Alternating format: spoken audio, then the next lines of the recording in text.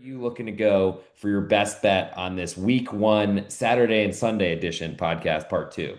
Yeah, so we're gonna go not off the board, but off of what we talked about. We're gonna go to rotation number 212. We're gonna go Florida State +7 in the first half against Alabama. Another reoccurring theme. We got a young quarterback making his first career start on the road. Now, Florida State will have their fans there after a terrible season, 2-10.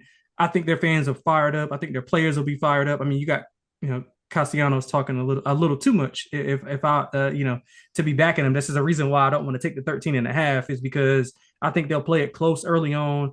And I mean, Ty Simpson for all the reports, that way he was in a quarterback battle. Now that could be good or bad for what if you're a Bama fan, but I think it was somewhat of a battle, and they kind of just didn't want the guy to transfer out. So, I mean, Ty Simpson's making his first career start in a Rockets environment. I do think that the defense of FSU will be they'll be improved. They bring back four of the top six tacklers. The secondary, I think, will be a lot improved. I like the safeties that they have. So offensively is where you're going to see the biggest upgrade with Gus Malzahn coming in to call the plays. He actually was Castellanos' head coach whenever he was at UCF.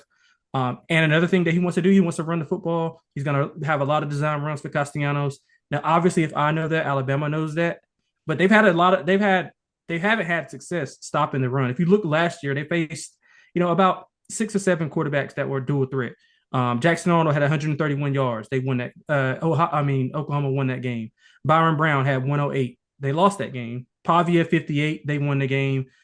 Sellers they did a good job on. He only had 15. Nico had 44, and Bama lost that game. And then Peyton Thorne had 42. So Castellanos rushed for over 1,000 yards in 2023. He was not as successful last year, but he's going to have a lot more opportunities this year. The offense should be a little bit better. I don't think it can get any worse. They use about 9 different offensive line combos. So right now, game one, we know everybody's healthy. They hired a new offensive line coach who has had success early on with offensive line. So I think they're trending well. So I do think Florida State is live to actually be up at the half, and then maybe Bama makes some adjustments and force Castellanos to beat him with his arm, which he struggles with. So I'm going to take rotation number 212, Florida State +7 in the first half. All right, Florida State +7 1/2. I will go with, I'll ride my guy Lonte here. I'll go with Virginia Tech, 7.5 point underdogs right now. He called him straight up, or maybe he wasn't going all the way, but it sounded like he did like that they could win that game. I like straight up underdogs that can win They games. can, they can, they can win that game. They can certainly, I mean, you could I say think they, I think they will. I think they will win that game. so Lante's saying it. I'll go a little bit safer. Instead of taking the +245, I'll just take the 7.5. Hope that this stays within a touchdown the whole way, or for Virginia Tech to step on the neck and break this one out. So that gives you Florida State +7 first half. I'll go Virginia Tech +7.5.